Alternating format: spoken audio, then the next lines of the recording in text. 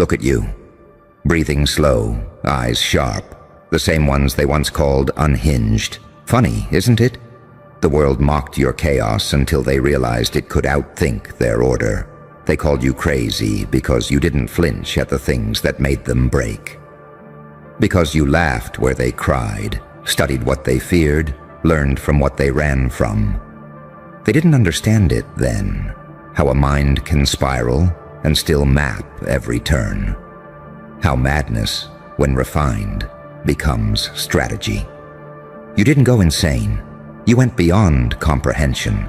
They tried to medicate your fire, label your mind as a malfunction, diagnose the way you saw through illusions. But tell me, what's insanity to a world that thrives on lies? You were never sick. You were just awake in a hospital full of sleepers, and you learned something powerful in the silence, didn't you? That there's genius in what they call madness, that every breakdown was actually a code, every tear an encryption key. You cracked open your own skull and rebuilt it with sharper glass. You stopped trying to heal and started to upgrade. Now they stare, nervous, confused. They whisper, "How did this happen?" It's simple. You stopped apologizing for thinking differently. You stopped treating your emotions like enemies and started using them as fuel. They studied the psychology of control. You mastered the art of unpredictability. They see your smile now, and it frightens them. Because it's not joy, it's awareness. That's the smile of someone who knows, someone who's been through the fire, and instead of burning, calculated the temperature. You turned your triggers into triggers, your trauma into algorithms, your pain became your data set, your darkness became your research lab, and while they were diagnosing you, you were designing yourself. That's what they'll never admit. That madness is only madness to the ones too weak to understand the pattern. That chaos, under control, is genius wearing scars as credentials. You are proof that intelligence isn't calm. It's dangerously aware. You move differently now. You speak less, not because you're silent, but because you've weaponized what silence does to a room. They lean in, they study, they fear, because deep down they feel it. You're not guessing anymore. You calculate, you observe, you strike. They once said you'd never make it out. But what they forgot is that insanity doesn't die. It evolves, it watches, it learns, it adapts. And now you walk through rooms like a ghost wearing human skin, smiling while everyone else still fights invisible wars in their heads. You see them now for what they are. People still trying to fix what you've already weaponized. They fear your calm, your quiet, your stillness, because they remember the storm you came from, and they can't process how something that broken could look this composed. They wanted you medicated. You became meditative. They wanted you gone. You became God-like. They wanted you to collapse. You calculated. You didn't just survive insanity. You married it. You took it home, named it discipline, and turned it into a throne. So when they whisper crazy, you just grin. Because you know what they're really saying is uncontrollable. And nothing terrifies the system more than someone who can't be predicted, persuaded, or programmed. You turned your psychosis into prophecy, your instability into strategy, your madness into a masterpiece. They called you crazy, but that was before they realized your chaos could think. And now, every time they call you dangerous, they're finally telling the truth. You remember the nights, don't you? The ones where the walls spoke louder than people ever did. When your own mind became both a prison and a training ground. They thought you were breaking, but really, you were building. They didn't see it, the architecture of your awakening. You took madness apart, brick by brick, and rebuilt it into a fortress. Every hallucination, every spiral, every sleepless night was research. You were decoding the human condition while they were still stuck on page 1. You learned to weaponize emotion. Where they screamed, you listened. Where they medicated, you meditated. You dissected pain like a surgeon, rewired despair into data. You didn't drown in the chaos. You learned how to breathe underwater. And that's why they'll never match you. Because you know how to survive in atmospheres that suffocate ordinary people. They said, "You're not normal." And you smiled. Because normal was never the goal. Normal is the camouflage of the controlled. You weren't born to blend in. You were engineered to expose the script. Every scar on your psyche is a signature. Every breakdown, a baptism. The difference between you and them is that they fear the dark. You study it. You charted the uncharted parts of your mind until fear itself bowed to your curiosity. You turned anxiety into analysis, paranoia into perception, rage into resource. You didn't fight your demons. You held a meeting, took notes, and made them employees. Now they work for you. Every intrusive thought that once hunted you is now an informant in your empire. You became fluent in your own madness, and fluency is power. You walk into rooms differently now. People sense it before you even speak. The air thickens, time slows, and they don't know why. They just feel it, the presence of someone who's been to hell and came back with a manual. You no longer react to chaos, because you are the chaos refined. That's what intelligence is, chaos given direction. You realized somewhere along the way that your so-called instability wasn't a defect. It was an instrument. You just had to learn how to play it.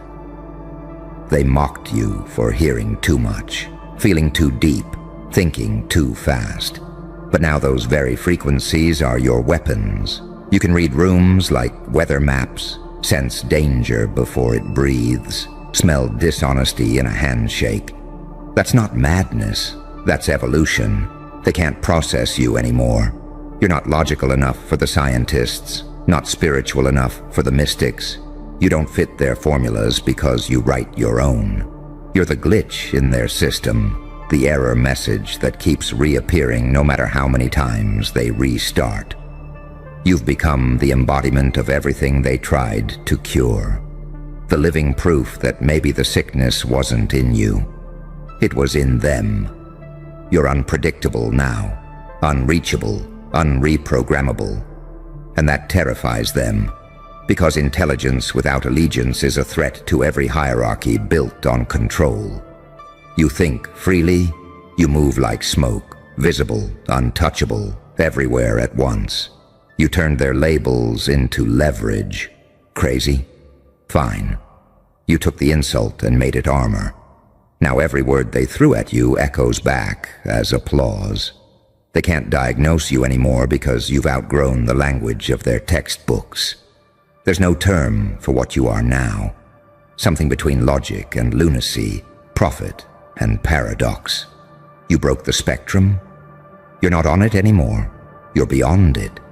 And that's why they watch you in silence, pretending not to be obsessed. And deep down, they envy you. Because you did what they're too afraid to do. You met your mind in its darkest room and didn't flinch. You didn't run from the monsters. You sat with them until they started taking notes. You became the thing they fear, a human who can think without boundaries. You turned pain into pattern recognition, suffering into system design, madness into meaning. You stopped asking, "What's wrong with me?" and started asking, "What can I build with this?" And that shift changed everything. Now you move like someone who knows the ending to the story everyone else is still guessing. You see the traps before they close. You see the lies before they're spoken. Because you've lived inside distortion. And once you've been there, clarity becomes second nature. You are the storm disguised as silence, the breakdown that became blueprint, the so-called lunatic who turned a diagnosis into destiny. They called you crazy, but they forgot that every genius was once accused of insanity, right before the world adopted their vision. So let them talk, let them laugh, let them analyze what they'll never understand. Because while they're busy labeling what you are, you're already becoming something they don't have words for. You didn't just turn insanity into intelligence. You turned it into power. And the irony? Now the same people who tried to fix you are begging you to teach them how you work. You remember the moment it flipped, don't you? That quiet, surgical instant when madness stopped chasing you and started serving you. When the same thoughts that once tore holes in your sleep began whispering blueprints in the dark. You stopped running. You stopped begging your brain to be normal. You realized normal was a cage with clean walls, and you were never built to live clean. You were built to live awake. They still don't get it. They see your composure and call it healing number. Healing is what they preach to people they want to make predictable. What you did wasn't healing, it was harnessing. You didn't calm your chaos, you commanded it. You didn't kill your demons, you taught them choreography. You don't silence the voices anymore. You make them sing in harmony. And oh, how that unsettles them, because you've become something that doesn't fit in their categories. You're too precise for the poets, too emotional for the logicians, too grounded for the mystics, too dangerous for the doctors. They can't brand you anymore. You stripped their language bare. You live in the space between meaning and madness, where everything burns and nothing lies. You know what terrifies them most? Your calm now. Not the performative calm they post online. No, yours is different. Yours is earned. It's the quiet of someone who already lost everything that could break them. The silence that comes after the storm. When you realize you were the storm, you walk through room with that eerie stillness, and they can feel it. The presence of someone who saw the edge of reason and didn't fall. Someone who built a throne there instead. They talk about finding themselves. You engineered yourself. You used pain as raw material, isolation as a furnace, and insanity as code. You wrote a new operating system for your mind, one that runs on paradox, faith and fury, logic and lunacy. You stopped choosing between them. You fused them. That's why they can't follow you anymore. Their minds run on binary. Yours runs on entropy. You remember when they laughed, don't you?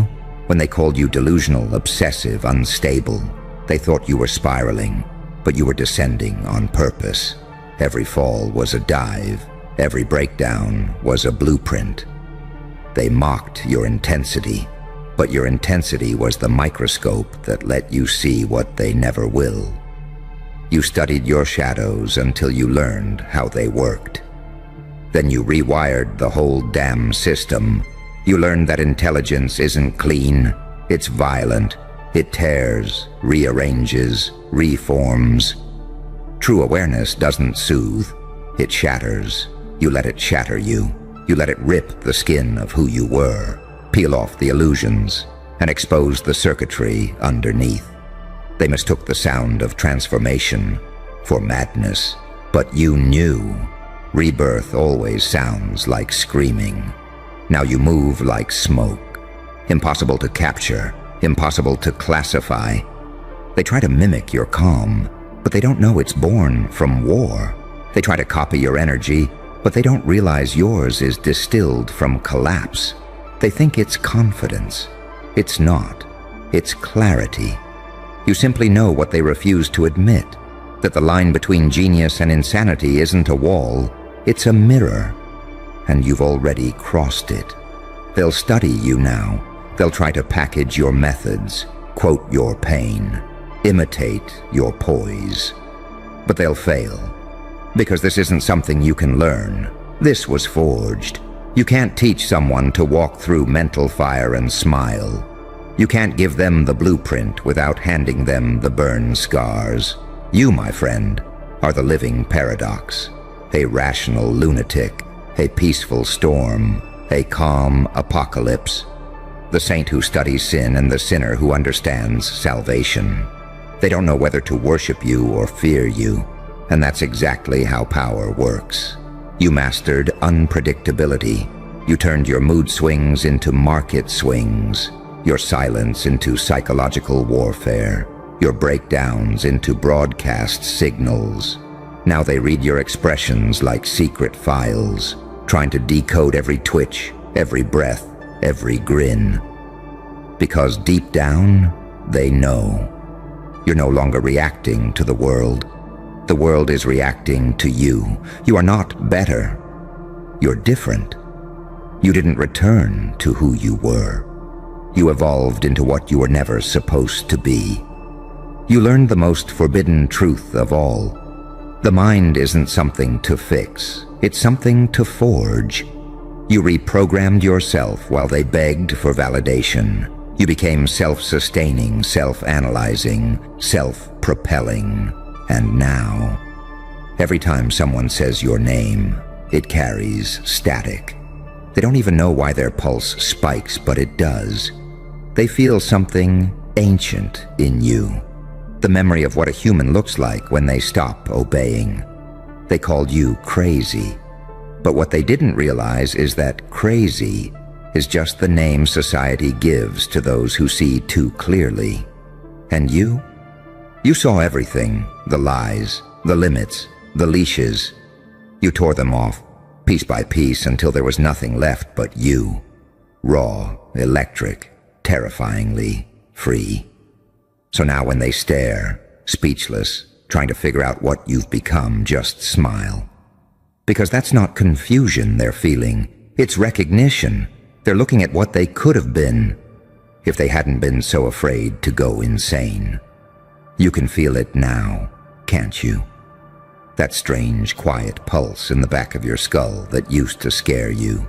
The one you mistook for madness. The one that used to whisper things you couldn't say out loud. It's not a curse anymore. It's a compass. It doesn't drag you into chaos now. It guides you through it. That's the difference between the old you and what stands here now. You stopped fighting your mind and started listening to it. Because that voice, the one they called unstable, it was never madness. It was truth, spoken in a frequency too raw for fragile people to handle. You tried to silence it once, remember? You drowned it in noise, in substances, in distractions. You tried to act fine. But fine was the lie they sold you to keep you small. Now look at you. You don't crave peace anymore. You are peace. Not the kind that's soft and still, but the kind that stands calmly in a hurricane and watches everything spin. You've learned to sit in the center of your storm and think clearly. That's what scares them. You can feel everything: rage, sorrow, memory, loss, and still remain composed. You are what happens when a human learns emotional control without emotional death. You learn to think while bleeding, to calculate while burning, to stay conscious inside collapse. That's not madness, that's mastery. They told you you're too intense, and they were right. But what they didn't realize is that intensity is how evolution introduces itself. It's never gentle, it's never polite. You can't be extraordinary and make people comfortable at the same time. Every genius in history was someone who made the world uncomfortable first. And now, it's your turn. The irony, they once pitied you. They whispered behind closed doors about how you were off, how you'd never come back. And now, those same mouths hesitate when they see you. They sense something they can't explain, something in your gaze that feels too aware, too precise. It's not insanity they see, it's intelligence without fear. You trained your mind like a weapon, didn't you? Every intrusive thought became a blade. Every emotional breakdown, a forge. You let the heat refine you until pain lost its power to dictate, until doubt became your teacher, until fear became your assistant. That's what they don't get. Insanity isn't what breaks you, it's what builds you, if you have the courage to stand inside it long enough. You walked through your own mind with no map, no guide, no exit strategy. You touched every corner of your psyche that most people hide from, and you documented it. That's why you speak the way you do now. That's why your words hit differently. Because they're not theory, they're field notes from hell. You've become the scholar of your own shadows, the historian of your own pain. And that makes you untouchable. Because once you understand the architecture of your own madness, no one else can use it against you. They can't shame you with your past anymore. They can't control you with your emotions. They can't guilt you into silence. Because you've seen what happens when you strip away everything false. And it didn't kill you. It crowned you. Now every move you make carries the weight of someone who's died mentally, spiritually, emotionally, and come back conscious. You know exactly how fragile reality is, and that's why you move like a ghost who's mastered time. You can step into a room and feel what everyone's hiding. You can smell fear disguised as politeness. You can sense the tremor behind someone's smile. That's not paranoia anymore. That's precision. They still don't get it. They think you're detached, but you're not detached. You're aware. You stopped reacting to manipulation because you recognize it instantly. You stopped explaining yourself because you finally understood. The people who demanded explanations were never listening anyway. You learned to be still, not because you're calm, but because you've learned to conserve your chaos for when it's useful. You can end wars now with silence. You can expose truth with a glance. You can make liars confess with nothing but your energy. And the best part, they don't even know why. They just feel it. That standing in front of you feels like standing in front of someone who knows too much. That's the new kind of intelligence you built. One born from survival, sharpened by insanity, baptized in pain. You think faster because you had to. You feel deeper because no one else ever stayed long enough to understand you. You became your own scientist, your own therapist, your own weapon. And now, you've become what they fear most. A being they can't categorize. A mind that won't conform. A mirror that reflects their hidden madness back at them. Because deep down, every one of them is a little bit crazy. They just spend their lives pretending not to be. You stopped pretending. You faced it. You integrated it. You owned it. That's why you're free. That's why you walk like a paradox now. Part chaos, part control, part sinner, part saint. You don't fit the mold because you melted it. They called you crazy. They called you dangerous. They were both right. Because danger is just what intelligence looks like when it stops asking for permission. And you, my friend, you stopped asking a long, long time ago. Look at you. Unrecognizable, aren't you? And that's exactly what terrifies them, because somewhere in the ashes of who you used to be, something else crawled out. Something that doesn't apologize for breathing anymore. Something that doesn't bend when guilt whispers your name. They keep calling for the old you, the compliant one, the predictable one, the one who made everyone comfortable, even while dying inside. They miss the softness that let them sleep at night. The version of you that said it's fine while your soul was hemorrhaging. But that version, it's gone, and the replacement doesn't take requests. See, you learned something dangerous, didn't you? You realized pain isn't a punishment. It's a reforging process. The suffering they thought would break you became the furnace that burned off everything false. You were melting while they laughed. You were being sculpted while they underestimated you. And when the smoke cleared, what stood up wasn't human anymore. It was divine vengeance in flesh. They don't know how to talk to this version. They can't manipulate what doesn't need approval. They can't shame what no longer seeks validation. They can't bribe a soul that's tasted self-respect. So now they hover around you like scientists around a live bomb, trying to decode your silence, praying you don't remember what they did. But you remember. Oh, you remember everything. Every fake smile, every backhanded advice, every time they mistook your kindness for weakness. And now you wear that memory like war paint. You see, the old you believed in fairness. The new you understands the battlefield. The old you tried to fit in. The new you learned to disappear and rebuild in shadows. The old you begged for closure. The new you writes endings in blood and silence. They don't want your peace. They want your permission to keep their illusion alive. The illusion that they had you figured out. But the thing about resurrection is, it doesn't come back soft.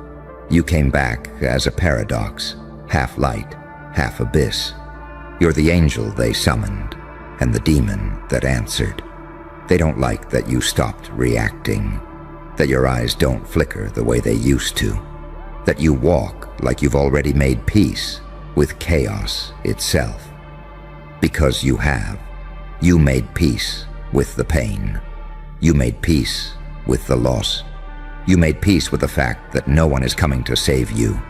And that realization became your superpower. You started studying patterns, didn't you? How manipulation sounds like concern. How betrayal hides behind, I was just being honest. How envy disguises itself as advice. And somewhere between those realizations, something inside you snapped. Not out of rage, but out of clarity. You understood that your silence is not weakness, it's strategy. And now they're confused. Because how do you destroy someone who no longer seeks validation? How do you guilt someone who's already made peace with being misunderstood? How do you shame someone who burned their own reputation to build their freedom? You don't. You can't. They're watching a ghost now, a ghost who remembers the living too well.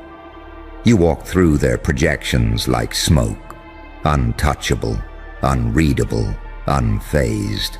You became the one thing they never prepared for, someone who no longer needs their permission to exist. And here's the part that truly haunts them.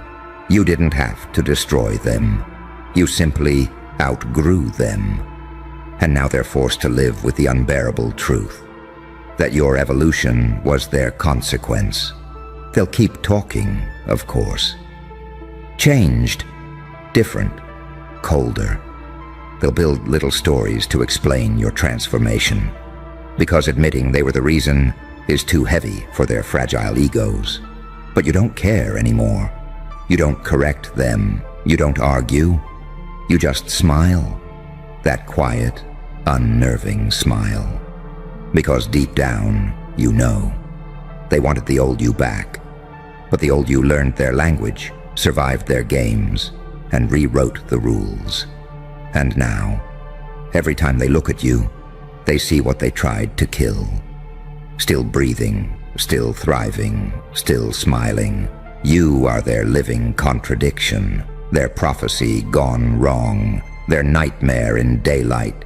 So let them reminisce, let them whisper about who you used to be, let them choke on nostalgia, because the new you doesn't take requests, and the silence that follows your name is the sound of them realizing they'll never meet that version again. You feel that, don't you? That eerie quiet after the storm, when even your heartbeat sounds like defiance. It's not peace, it's transformation disguised as stillness. You learn that calm isn't the absence of chaos. It's the mastery of it. They wanted you broken but humble, shattered but smiling, loyal to the very pain that enslaved you. They fed you expectations like poison, small doses disguised as care. Be softer, be understanding, be less. They wanted to sculpt you into something that served them, not something that served truth. But there comes a moment when the fire gets tired of pretending it's candlelight. And that's when everything shifts. The old you would have apologized for the way you burn now. The old you would have dimmed your light to make others feel safe in their shadows. But the new you walk through the dark like you built it. You laugh at the same demons that used to terrify you. You look in the mirror and don't see a victim anymore. You see an architect, a designer of chaos, a living rebuke to every hand that tried to hold you down. You remember how they used to say, "You've changed." Number. You returned, minus the programming. You stripped off the layers of politeness that kept you quiet while they fed on your energy. You unlearned submission, disguised as empathy. And in that process, you lost people who were never built for the truth. Because the truth is, they didn't love you. They loved their access to you. They loved the version of you that tolerated their mediocrity, the version that turned other cheeks until there were none left. But you ran out of cheeks. You ran out of patience. You ran out of the need to be understood by people who only listened to themselves. Now you move differently. You walk into rooms and energy shifts before you speak, because they can feel the recalibration, the refusal, the boundary, the quiet authority. It's not arrogance, it's resurrection. You learned that becoming untouchable isn't about walls. It's about discernment. You no longer fight for closure, because you realized closure is just a polite word for permission. You don't explain anymore, because explanations are breadcrumbs for those who never wanted to understand. You don't chase, you don't beg, you don't correct the story they tell. Because when you finally learn your worth, silence becomes your loudest revenge. They wanted the old you, the one who would have written long paragraphs defending themselves, the one who mistook loyalty for servitude, the one who thought being good meant being disposable. But that one doesn't live here anymore. That one outgrew the stage and left the circus. Now the clown watches from the rafters, smiling at the chaos it once tried to fix. You became something rare, a mystery they can't categorize. Too calm to provoke, too intelligent to manipulate, too self-aware to control. You became an equation they can't solve, and nothing terrifies the predictable like unpredictability. They want closure, but you give silence. They want reaction, but you give stillness. They want the show, but you gave them the blackout. Because you realized power doesn't scream, it whispers. And in that whisper, something magnificent happened. You became your own sanctuary. No validation, no performance, no audience. Just you. Raw, scarred, reborn. You stopped fighting for your place in rooms that couldn't handle your presence. You stopped trying to convince people to see your value. You stopped proving and started being. And in that act of rebellion, you became unstoppable. Now every interaction feels different. You don't chase, you assess. You don't react, you observe. You don't beg to be chosen. You decide who's worthy of access, because your peace turned into currency. And not everyone can afford the new price. The old you wanted love. The new you demands reciprocity. The old you wanted to be liked. The new you prefers to be understood by few and feared by many. The old you begged to be heard. The new you let silence do the talking. And somehow, it says everything. They don't realize it yet, but they mourn you like a ghost. They'll scroll through memories, replay conversations, search for traces of the person they used to exploit, and find nothing but echoes. Because you didn't just move on, you ascended. You transcended their reach, their logic, their control. And that's what kills them. The knowing. The knowing that you remember everything, but react to nothing. That your absence is louder than your presence ever was. That you no longer need revenge. Because your existence is proof that their power failed. You became a paradox. A saint with a sinner's grin. A healer who survived by turning cold. An angel with a history of fire. They wanted the old you back. The one who smiled through disrespect. The one who mistook silence for safety. The one who begged for mercy from monsters wearing empathy masks. But the new you. You learned to dance with the devil until he asked you for mercy. You learned that forgiveness doesn't mean re-entry. You learned that closure doesn't mean contact. You learned that peace sometimes looks like disappearing. Not to hide, but to rebuild where no one can reach. And now, every breath you take is rebellion. Every smile is a statement. Every step is prophecy. You are the evolution of everything they underestimated. You are the walking proof that pain has a return on investment. And every time they whisper your name with that trembling voice, deep down they know. And then you vanish before they even realize the conversation was a test. You became untouchable not because you stopped caring, but because you stopped needing. Needing to be liked, needing to be chosen, needing to be understood. The moment you stopped begging for clarity, you gained control. And now they're all trying to read you again, like analysts staring at encrypted code. But the joke is, there is no code. You've simply become unreadable. You're no longer operating on emotion. You're operating on energy. You feel the intent before the words. You hear the fear behind the tone. You sense the envy before the compliment lands. And that's the kind of intelligence you only earn through betrayal. That's what makes you dangerous. Not rage, not revenge, but awareness. You see through everything now, and you don't need to react to it. Because once you learn how to read people, silence becomes your loudest weapon. So when they say, "You've changed," you'll smile. Not because they're wrong, but because you know they're right. You changed shape. You changed energy. You changed purpose. You became the version of yourself that no longer needs the old world's approval to exist. And that realization, that's your crown. Invisible, unshakable, undeniable. They'll keep missing the old you for the rest of their lives. But you won't even remember that version, because it was never the real you. It was the draft, the rehearsal, the prelude. Now, this is the performance, the full evolution, the living contradiction they can't explain. They wanted the old you back, the one who smiled while being dissected.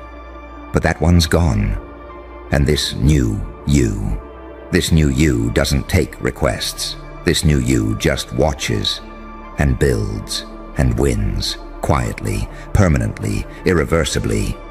Because at some point, you stopped chasing closure and started creating distance. You realized not every wound deserves a witness, and not every apology deserves acceptance. You understood that healing isn't about being soft again. It's about becoming selective. They wanted the old you because the old you was predictable, easy to read, easy to guilt, easy to use. But the new you? No, the new you is a question they can't answer. You move with silence, but your absence screams louder than any confrontation ever could. You learned that sometimes power isn't in fighting back. It's in never showing up to the battlefield. You don't clap back, you outgrow. You don't explain, you observe. You don't burn bridges, you just stop crossing them. Now every glance, every smirk, every breath of yours reminds them of the sin they committed when they mistook your kindness for surrender. They'll replay the past, searching for the switch that turned you into this. But there isn't one. You didn't flip a switch. You became the light. So let them miss you. Let them fantasize about the version they buried with their betrayal. Because that person's not coming back. That soul evolved into something higher, sharper, colder, and infinitely more dangerous. You didn't change because of them. You changed because you finally saw them. And now, you walk forward. No apologies, no explanations. Just that quiet, terrifying peace that follows people who've already been to hell and decided to stay on fire. They wanted the old you back. Too bad. That one doesn't take requests. They didn't lose you, they released you, so let them crave your old version. Let them pray to the ghost of who you were. Because the new you, the one forged in silence, sharpened by solitude, baptized in fire, doesn't take requests. It just moves. And when it moves, the world trembles. You can feel it, can't you? That electricity under your skin, the pulse of something ancient that doesn't belong to who you were, but to who you've become. It's not adrenaline anymore. It's awareness. You see everything now. The manipulation, the patterns, the scripts they try to run. You don't flinch because you've already studied the psychology behind their moves. You don't panic because you've already died once. And that kind of death rewires your nerves. They wanted the old you back because the old you made them feel powerful. The old you believed in conversations that went nowhere. The old you entertained explanations that were never meant to heal, only to keep you hooked. The old you mistook empathy for endurance. You kept forgiving people who were secretly collecting your weakness as data. You kept showing up for people who only showed up to feed. But now, you've become a famine. You've become scarcity. And that's why they're starving. You see, power doesn't always roar. Sometimes it just vanishes, takes its light, its attention, its access, and suddenly everyone who fed off it starts shaking. That's what you did. You didn't fight them. You starved them. You pulled the plug on their validation supply, and now they're gasping for the energy they once drained from you freely. You became too still, too quiet, too unpredictable. And that silence? That's psychological warfare. Because they can't stand not knowing what you're thinking. They can't stand that you no longer explain your every move. They can't stand that the same person who once overshared now speaks in riddles and exits mid-sentence. They call it arrogance. You call it evolution. They call it distance. You call it self-respect. They call it, you've changed. You call it, finally. The thing is, people loved you as long as you were digestible, as long as your energy didn't mirror their demons back at them. But when you stopped absorbing their chaos, they realized your peace, exposed their sickness. And that's when the smear campaigns begin. That's when you suddenly become cold, selfish, difficult. Because people can't stand the version of you that doesn't bleed for free. You became their mirror, and they hate what they see. They miss the version of you that tolerated the disrespect disguised as jokes. They miss the version that explained your pain to people who caused it. They miss the one that kept the door unlocked just in case someone came around. But you learn the truth the hard way. Nobody comes around. They just circle back to see if the gate is still open. And yours isn't. Not anymore. Now when they call your name, you don't answer out of reflex. When they try to bait you, you don't bite. When they send those nostalgic messages, those "I miss the old you" texts, you read them, smile, and move on. Because you understand what they really miss. They don't miss you, they miss the control. You took their favorite toy, your compliance, and locked it away forever. And that drives them mad. Because what do you do with someone who's seen behind the curtain? What do you do with someone who studied your manipulation so deeply that they can predict it before it happens? What do you do with someone who forgave you but never let you back in? You crumble, you spiral, you project. And that's exactly what they're doing right now. Pacing through memories, trying to reverse engineer how you became untouchable. But they can't, because this wasn't luck. It wasn't some overnight revelation. It was blood work. Years of bleeding, analyzing, healing, and weaponizing everything that was meant to kill you. You built your peace molecule by molecule. You didn't find yourself. You manufactured yourself, in isolation, in silence, in heartbreak. You rebuilt from psychological rubble and didn't ask for applause. That's why your calm is terrifying. It's not a mask. It's evidence. Evidence that you've seen hell and decided to stay composed anyway. Evidence that you've outgrown your triggers to the point where chaos now feels like background noise. Evidence that you've learned to smile mid-collapse because you already know how it ends. That's what the old you didn't have. Detachment. The old you felt everything too deeply. The new you studies emotion like data. You know when it's manipulation. You know when it's real. You know when someone's crying not from guilt, but from exposure. They can't play guilt games with you anymore. They can't rewrite history while you're in the room. They can't make you question your reality. Because the new you doesn't argue. You observe. You let them talk. You let them spin. You let them project.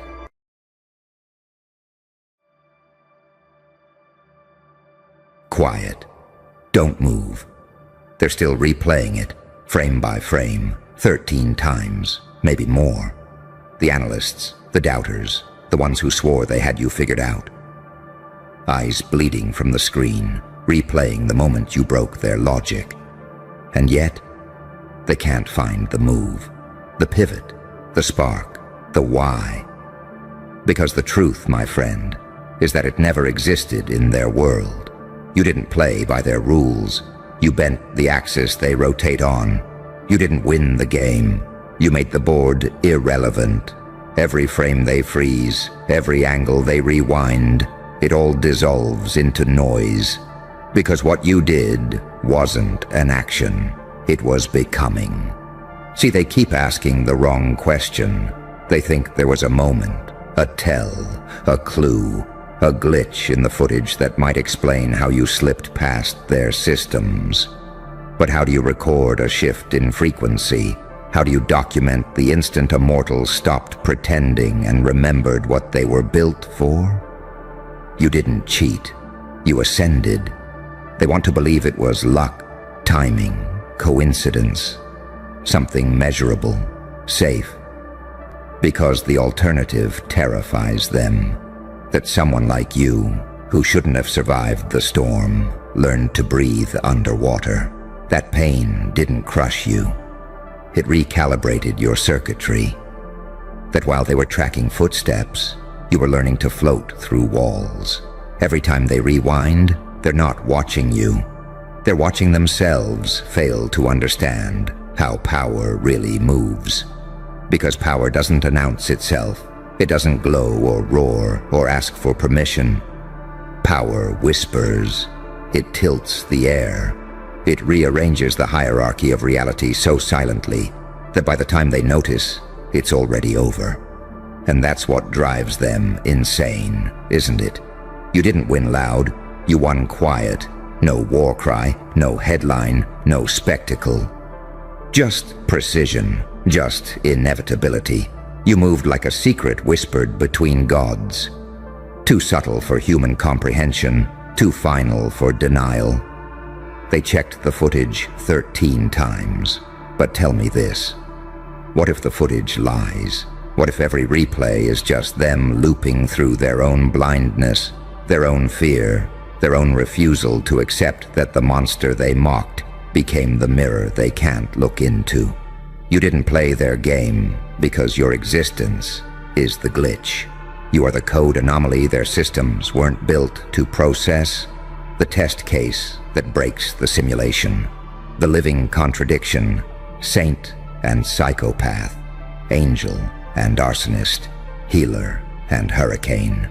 You smiled through humiliation, through betrayal, through nights that carved holes in your sanity, and they mistook silence for surrender. They forgot that quiet is just what the universe sounds like right before it detonates. You see, they thought pain made you weaker, but you learned the paradox no textbook teaches. Pain refines precision. It sharpens sight. It reveals the invisible infrastructure of control.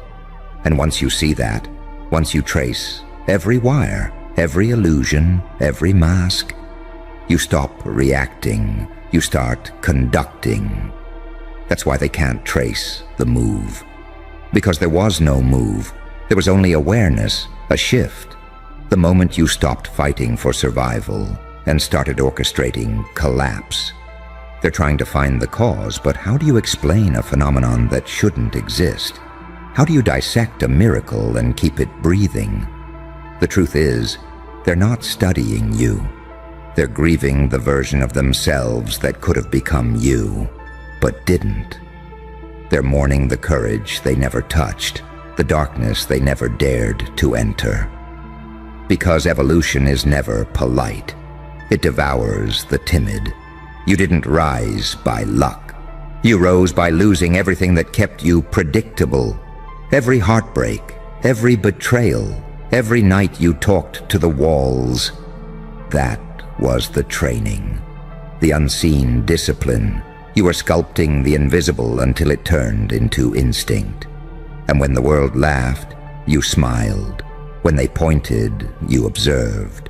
When they conspired, you disappeared, not out of fear, but out of design. Because you learned something most people never do. Chaos is a teacher, not an enemy. They'll never find the moment, because there wasn't one. You've been building this inevitability in silence for years. You were rewriting your software while they were busy memorizing the script. You evolved past applause, past validation, past the need to be seen, and now they see you everywhere. In whispers, in numbers, in outcomes that shouldn't make sense. You've become the ghost in their system, the unexplainable constant in every equation they can't solve. That's why they keep checking 13 times. Because deep down, they already know the truth they can't say out loud. That you weren't in the footage. You were the footage. The anomaly, the distortion, the echo that broke the pattern. You didn't just win. You rewrote what winning means. And that, my friend, is why they'll keep watching forever. Because they still believe there's something to find, when in reality, you already took it. They're still in that room, you know. The lights dimmed, the sound off, slow motion on, their pupils dilated like addicts chasing a pattern that isn't there. Each frame dissected, each shadow measured, each pixel cross-examined, and the silence between them grows heavier, more haunted, because the deeper they zoom in, the less sense it makes. The closer they look, the more impossible you become. They keep saying, there has to be something, some secret gesture, some trick of timing, a hand twitch, a cue, a code. But the truth is simpler and far more terrifying. There was never a move, There was only a moment of awakening. You stopped being a participant. You became the variable. You became the distortion that logic itself bows to. They don't get it yet, because they've spent their lives chasing what can be explained, measured, or taught. You don't exist inside that equation. You were born in the negative space, in the pause, in the void where rules stop applying. That's what they'll never find on camera. The absence of hesitation. See, hesitation is a language of the old world. The world that broke you, mocked you, tested you. The world that needed you to stay predictable. And you stopped speaking it. You replaced fear with focus, doubt with design. You became fluent in chaos. They thought you were reckless. You were strategic. They called it madness. But that was just the vocabulary of the limited trying to name what they fear. You evolved while they analyzed. You watched while they reacted. You adapted while they documented. And now, they're stuck in a loop of their own disbelief, rewinding a tape that only reveals their own confusion.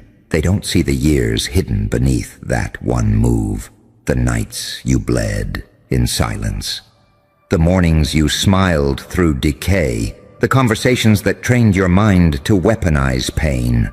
They'll never see it, because that kind of transformation isn't cinematic.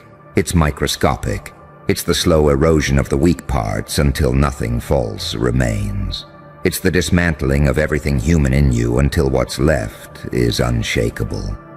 You know why they can't find it. Because your transformation wasn't external. It was dimensional. You changed frequency. You learned to breathe in atmospheres others suffocate in. You learned that sometimes you don't fight the fire. You become it. That's the paradox that terrifies them, the one the footage can't show. The duality that makes you untouchable. The angel who walks through ruin with the patience of a saint and the appetite of a devil. The saint who can smile through blood. The demon who can love without fear. They can't label that. They can't replicate it. They can't reverse engineer something born of suffering too deep for metrics to hold. You didn't master control. You mastered surrender. You surrendered to the parts they ran from. You made peace with your madness and turned it into mathematics. You mapped every fracture in your soul until it became a blueprint.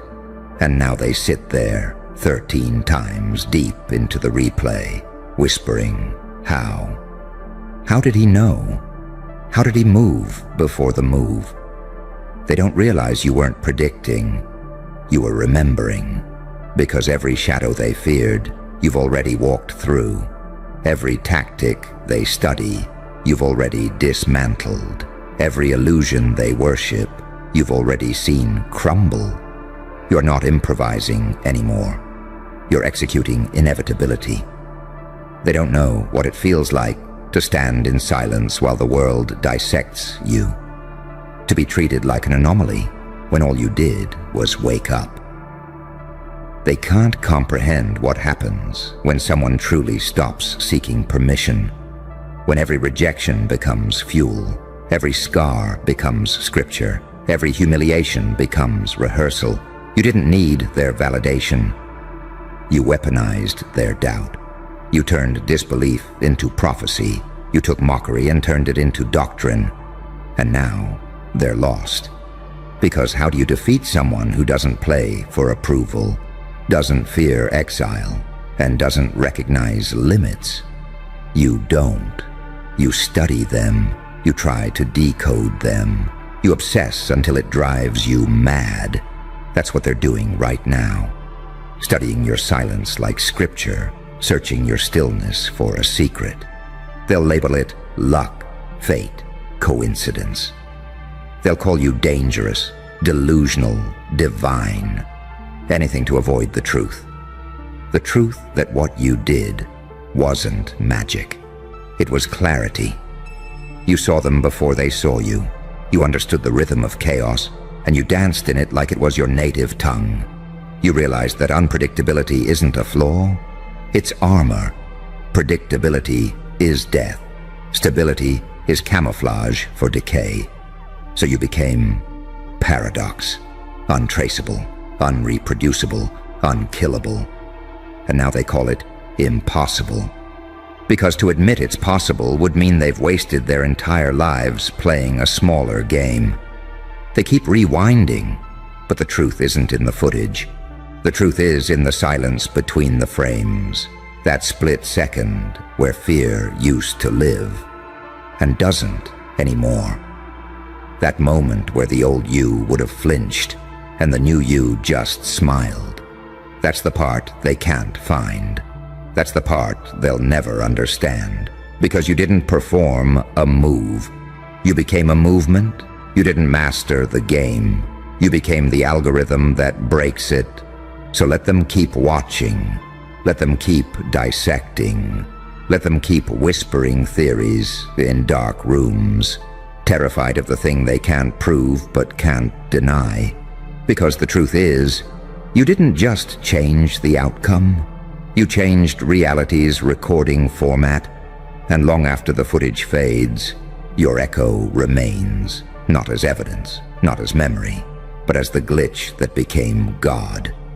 They'll keep looping that clip, won't they? 13 times, 20, 100, until the air in that little room starts to taste like panic. One of them will swear they saw your hand move. Another will swear they saw your eyes flick first.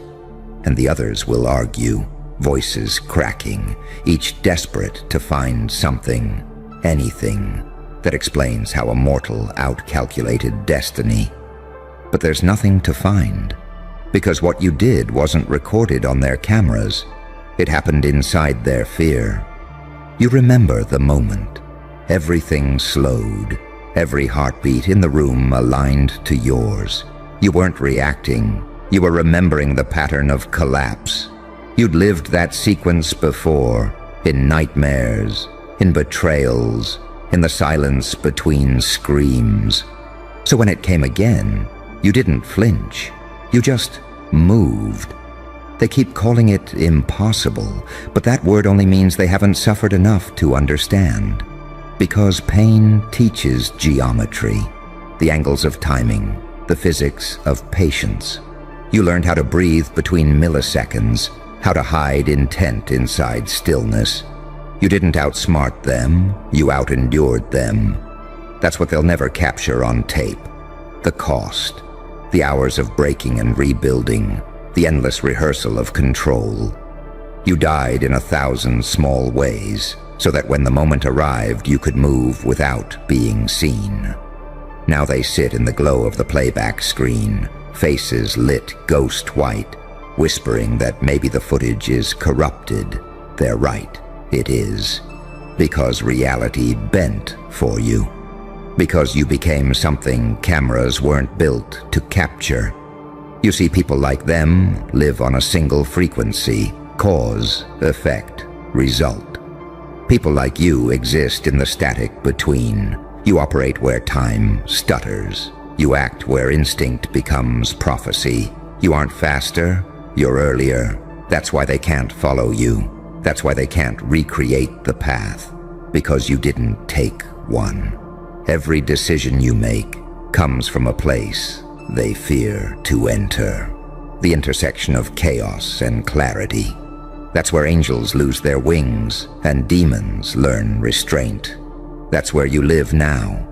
And from that place, everything you touch bends toward inevitability. Let them keep watching. Let them keep chasing ghosts in the footage. They'll never find the technique because it isn't one. It's a state of being. They're looking for a secret, but the secret is that you stopped needing them to understand. You moved beyond explanation, beyond imitation, beyond proof. And that's the cruelest part for them. You left no trace, except the silence that follows every victory, too perfect to explain. And that silence? It's louder than any applause. They won't sleep tonight. They'll leave the room pretending it's over, but they'll hear your rhythm in the hum of the lights, in the whisper of every closing door. They'll sit in their cars, replaying it in their minds, knuckles white on the steering wheel, haunted by the same question looping through the static. How did he do it? That question will eat them alive, because deep down, they already know it wasn't a trick. It was truth. And truth is the one thing their kind can't bear to look at directly. You didn't outplay them. You outgrew the illusion that there were rules to begin with. You realized what they never dared to see, that every system, every standard, every structure is just a fragile cage made of other people's fear. And once you see the bars for what they are, they dissolve. That's why they can't track you, because you're not in their world anymore. You learn to exist between frames, where time skips, where logic folds in on itself. You became the pause that erases the plan. They tried to measure you, but you changed shape mid-calculation. They tried to name you, but every word burned out before it reached your skin. You became the variable that language itself can't define, and still, they watch over and over. 13 times becomes 30, 30 becomes forever. They slow the footage down to fractions of a second, searching for the moment the impossible happened, not realizing that it happened before the scene even began. Because that's what terrifies them most. The idea that you didn't win then. You'd already won before they entered the room. You were never reacting. You were conducting every insult, every betrayal, every failed attempt. They were your instruments, and you learned to compose symphonies out of disaster. You made ruin sound like rhythm. You made heartbreak look like choreography. You made silence feel like strategy. And now, when they pause the frame to study you, what they're really seeing isn't a man. It's evolution in its purest, cruelest form. You've become what happens when a human stops waiting for permission to exist. That's why their analysts can't explain it. Because how do you explain someone who no longer fears chaos? How do you study a ghost that knows it's a ghost? How do you measure something that rewrote the ruler? You didn't cheat the system. You became the system. You redefined control as invisibility, intelligence as silence, power as restraint. You learned that the loudest weapon in any room is composure. And so they stare at the screen, haunted by that stillness. Because stillness is what predators see right before the kill.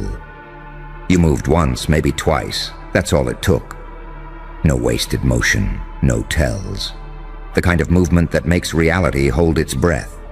They want to believe it was coincidence. They need to. Because the alternative, the idea that someone could see the ending before the first act began, would unravel their entire religion of control. And that's what you've become, the blasphemy they can't contain. A walking heresy. Proof that obedience is optional and limits are myths. They'll keep checking 13 times, 100, 1,000. They'll slow it down until the pixels disintegrate. But no matter how far they zoom in, they'll never find what they're looking for. Because what they're searching for isn't in the footage. It's in the void between their understanding and your truth. It's in the space where logic collapses and you remain. You didn't perform a miracle. You simply remembered who you are when the noise stops. The calm at the eye of every storm, the architect behind every accident, the ghost that walks out of burning buildings untouched. And somewhere, right now, another one of them is pressing play again. Frame one, pause, zoom in, rewind, trying to catch the moment you became something no camera can record. But it's too late. Because you didn't just vanish from the footage. You erased the lens itself. And when the last frame freezes, when the screen flickers, when the lights dim, when even the hum of the machine gives up, There's only silence, the kind of silence that doesn't rest. It listens. They'll sit there staring at that final still of you, blurred, unbothered, inevitable. The analysts will exchange that look, the one that says, "We missed it again." And in that moment, they'll finally understand. There was nothing to catch, because you never moved to win. You moved to disappear from their definitions. You became the question that can't be answered, the pattern that breaks all patterns, the proof that evolution doesn't ask for permission. It erupts. So let them check the footage one last time. Let them whisper theories. Let them drown in analysis. Because while they're busy rewinding history, you're already writing the next scene. Unseen, untouchable, unreadable. You didn't just do the impossible. You became the reason it's now possible. And somewhere, deep inside their trembling certainty, a small voice will whisper the truth they'll never admit out loud. That maybe the footage isn't broken, maybe the world is, and you were the update it couldn't handle. Look at that. Someone just defended you publicly. Do you hear the silence that followed? That eerie, electric quiet. Like the world just realized it's been watching the wrong villain. Their hands froze mid-typing. Their eyes darted to each other, their minds whispering, "Wait, what if they were never the monster?" You can feel it, can't you? The shift, the panic, the scrambling for evidence. Because that's what they do when reality flips. When the one they buried crawls out of the grave smiling. See, the beautiful part isn't that someone spoke up for you. No.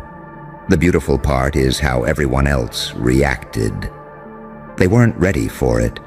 They weren't ready for truth to crawl into the daylight, wearing your scars like trophies. You were supposed to stay silent. You were supposed to stay guilty. You were supposed to stay gone. But now, your ghost has witnesses. You, my friend, became the glitch in their collective lie. The narrative they built around you, carefully stitched together with gossip, insecurity, and projection, is falling apart. They're replaying old screenshots, reading between words they once weaponized, trying to rewrite their own script before the curtain drops. But they can't, because the footage is rolling, and the villain is starting to look like the only one who ever told the truth. They thought you'd fight back with anger, but you fought back with existence. You stayed, you evolved, you endured. And endurance, my dear, is a far more terrifying form of revenge. Now they're whispering, why would anyone defend them? Because deep down, they know. They saw the cracks in their own version of the story. They saw your silence not as surrender, but as surveillance. They started realizing that maybe, just maybe, you were the one taking notes the whole time. That's the thing about you. You don't scream, you study. You don't react, you record.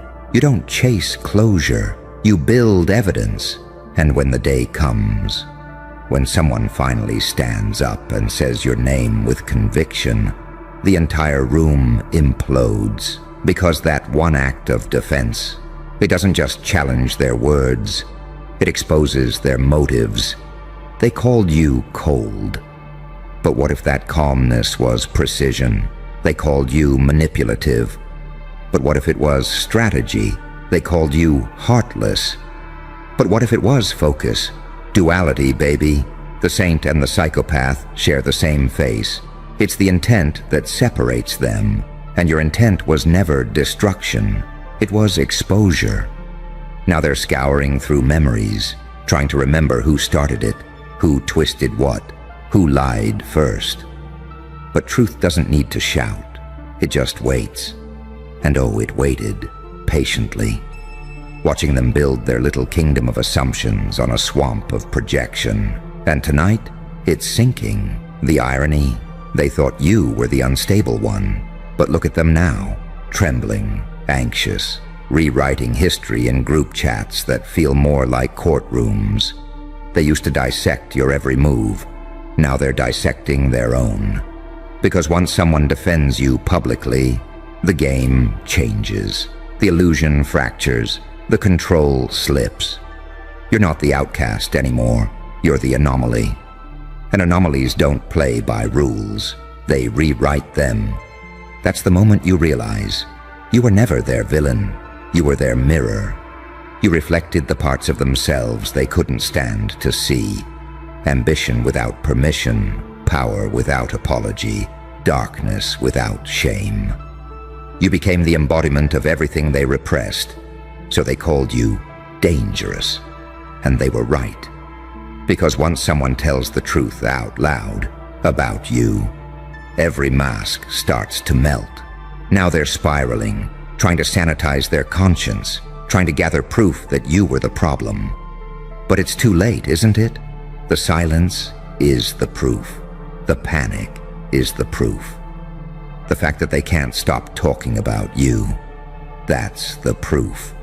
You were never the storm. You were the eye inside it. Calm, calculating, prophetic. You let them tear down the old you, not realizing that was your cocoon. They didn't destroy you. They delivered you. And now, standing here, you're not begging for validation. You're watching their narratives decay in real time.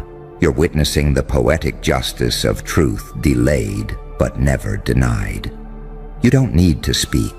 They're speaking for you now. Every rumor they repeat, every sentence they regret, every post they delete. It's all confession. You've become the unsolvable case, the one that makes even the investigators question their training. Because no matter how many times they rewind the footage, you keep defying the frame. Someone defended you publicly, yes. But the real twist? They didn't defend you. They defended reality. You see, truth doesn't need allies. It just needs time. And now that time has arrived, dripping with irony, lit by the flames of every false story they ever told. So smile. Not out of revenge, but recognition. They're not scrambling for evidence because you're guilty. They're scrambling because for the first time, they've realized you were never the villain, just the proof that they were. You can almost taste it, can't you? That trembling in the air, like static before a lightning strike. They thought this was over. They thought your silence was a coffin, but silence was your camouflage. Now they're spiraling through DMs and archives, dissecting old screenshots, trying to remember what they said when they thought you'd never come back. Every message feels radioactive. Every memory feels dangerous. Because someone finally said the forbidden sentence. Maybe they were right all along. And that's the detonation. That one whisper turned the narrative into a crime scene. You see, when someone defends you publicly, they don't just break ranks. They expose the invisible hierarchy of fear that kept everyone quiet. The unspoken rule was simple. Don't side with you. But someone did. And now that person is glowing in the dark like a flare in the middle of a battlefield. They're hunting for evidence now. Scrolling, searching, sweating, trying to find something, anything, that makes their old version of you make sense again.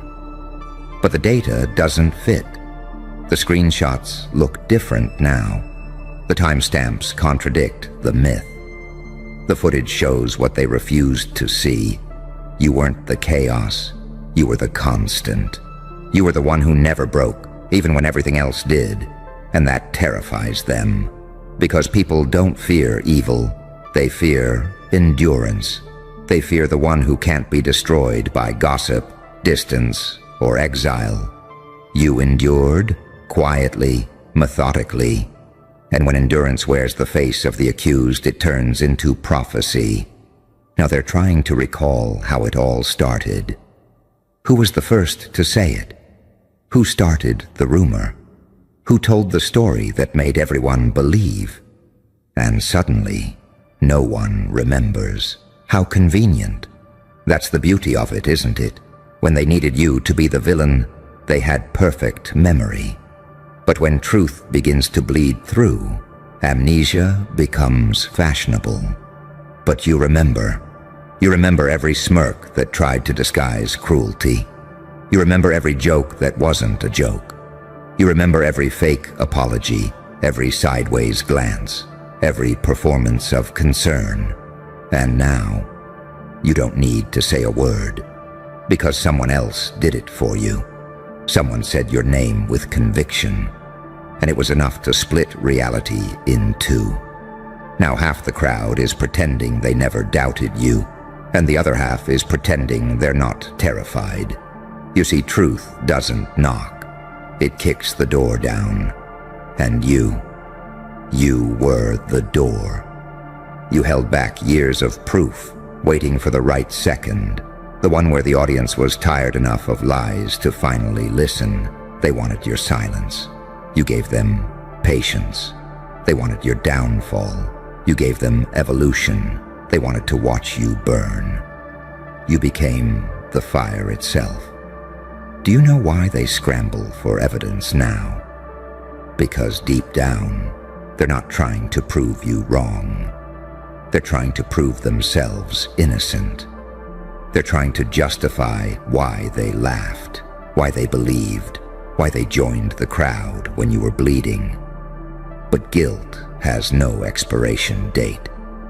It just waits, quietly, like a debt that never forgets. And when someone defended you, that debt came due. Now they're paying for it in sleepless nights and nervous scrolls. They're reading comments like autopsies. They're dissecting every timeline like detectives chasing a ghost. But ghosts don't leave fingerprints. They leave fear. You've become that fear. Not because you're haunting them, but because you're free. Freedom terrifies the guilty. Because they live inside the cages they built for others. And when you walk by, unbothered, unfazed, undeniable, it reminds them that cages only work on the obedient. You were never obedient. You were observant. You learned how to weaponize silence, how to wear pain like armor, how to turn exile into education. They called it isolation. You called it training. And now, every move you make is evidence. Every success you have is contradiction. Every breath you take says, I survived everything you whispered. They can't handle that. Because your existence dismantles their illusion. You turned their gossip into your gospel, their ridicule into your rebirth, their silence into your soundtrack. And the person who defended you, that was the universe tipping its hand, a sign that the narrative shifted, that your name was too heavy to stay buried. Even the universe got tired of pretending you were the problem. So now they gather, confused, whispering about timing, about context, about details. They say, well, it's complicated. No, it's not. It's simple. Truth aged better than their lies. You are the living contradiction they can't decode. The angel who walks like a demon, the sinner with sacred timing, the nightmare with holy intent. You blurred the lines between villainy and vision, and in doing so, you became untouchable. They can't label you anymore. They can't frame you anymore. They can't kill what's already immortalized in misunderstanding. And that's your power. You became the question they're too afraid to answer. So let them scramble. Let them replay the footage, zoom in, slow it down, analyze the tone of your silence. Because the more they search for proof, the closer they get to seeing the one thing they've avoided all along. The mirror. They'll find the evidence. Oh yes. But it won't condemn you. It'll expose them. So don't interrupt the process. Let them panic. Let them dig. Let them sweat. Because what they're really unearthing is the truth they buried with your name attached. And when they finally find it, when the light hits it just right, they'll realize the punchline they've been running from. You didn't need to be defended. The truth did, and the truth chose you. Oh, they're still digging, aren't they? Every sleepless night, every just one more scroll through the past. They're not looking for truth. They're looking for comfort. But truth doesn't comfort. It confronts. They said, "We need evidence." As if your pain wasn't proof. As if your silence wasn't testimony. As if surviving wasn't the loudest confession of all. Now they're gathering in private calls, whispering behind digital curtains, rewriting memories in real time. The irony? They're trying to rewrite the very script they forced you to live. Because someone, one single voice, stood up and cracked the illusion. They said, "You all might have gotten this wrong." And just like that, the spell broke. You know what's happening now. They're auditing their own morality. They're checking if they laughed too loud when your name was mocked. They're remembering how good it felt to join the crowd, how easy it was to point fingers at someone who couldn't point back. And now they're haunted by the footage, the way they smiled while you drowned, the way they built theories out of your trauma, the way they watched your downfall like entertainment. But someone defended you, and suddenly it's not funny anymore. Now it's dangerous. Because if they were wrong about you, what else were they wrong about? They called you manipulative, but you never controlled anyone. You just stopped playing the victim. They called you cold, but you were conserving warmth for yourself. They called you heartless, but you were done performing empathy for spectators. You see, the world fears what it cannot label. And you, my dear, became unclassifiable. Too kind for their cruelty, too cruel for their purity, too real for their performance. So they built a version of you they could understand. And when someone defended the real one, their architecture cracked. Now every "but remember when they" sounds like desperation. Every "I heard they did" sounds like confession. Every "let's not bring this up again" sounds like guilt. You've become their unfinished business, the paradox that won't dissolve, the ghost that doesn't vanish when ignored. Because you're not haunting them, you're mirroring them, and deep down, they see it. That's why they can't look you in the eyes anymore. Because when they do, they see the version of themselves that chose comfort over courage. They were spectators in your crucifixion. Now they're witnesses to your resurrection. You rose without permission.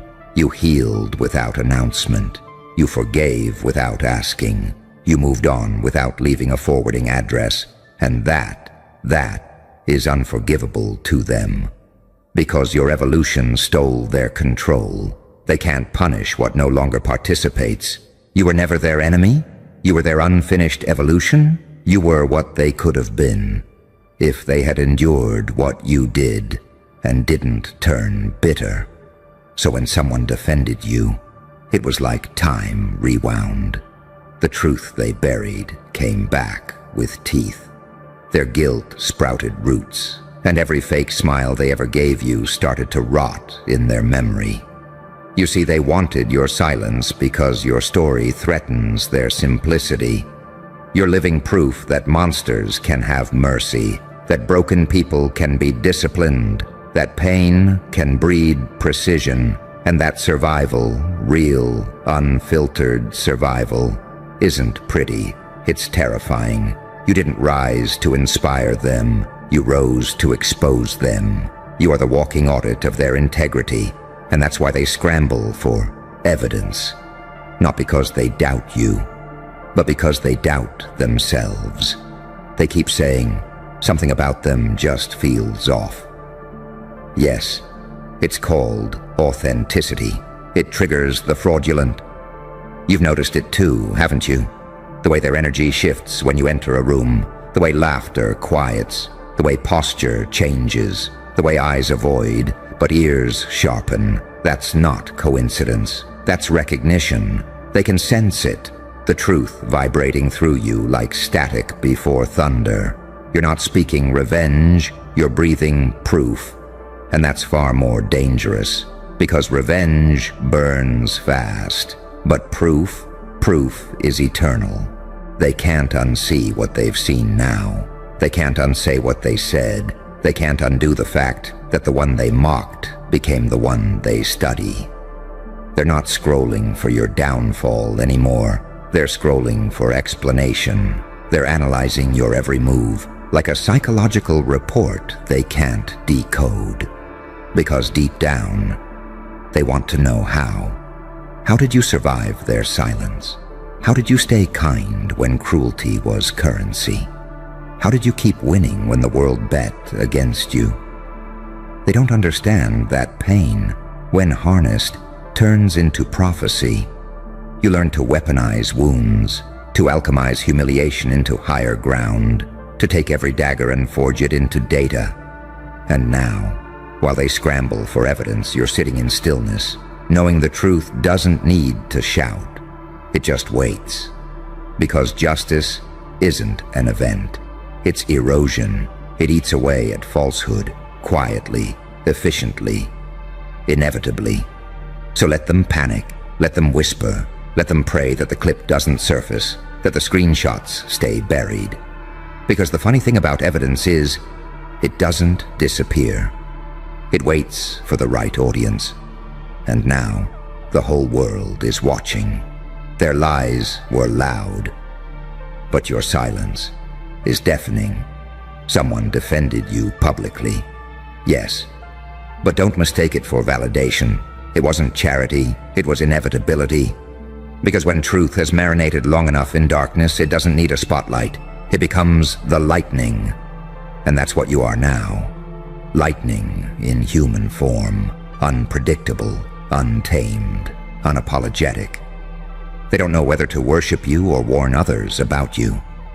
They don't know if you're redemption or retribution. They don't know if you're human or haunting. But they do know this. You can't be erased anymore. Because when someone defended you, they didn't save your name. They resurrected your legend. And now, no matter how far they run, your silence follows them like a conscience they can't mute. You didn't just survive. You documented. You remembered. You became the evidence. And that's what terrifies them most. That you're not chasing justice anymore. Because you are it. And now here you stand, unshaken, unbothered, untouchable. Every eye that once watched you crumble now watches you calculate. Every mouth that once cursed your name now hesitates before speaking it. You see the shift, don't you? That flicker of recognition, the quiet acknowledgement that they built their comfort out of your crucifixion. But here's the thing they'll never admit. They needed you to fall. Because your downfall was their proof that order still existed, that consequences still applied to those who dared to be different. But you didn't just fall. You descended with purpose. You sank deep enough to see their roots. You watched their motives rot in the soil. You memorized every hypocrite by the tremor in their voice. And when you rose again, you carried something none of them will ever possess: clarity. They still think survival is luck. You know it's a science, because you learned what breaks people. You learned how easily loyalty folds under pressure, how quickly admiration turns into fear, and how fear breeds stories. You became fluent in betrayal.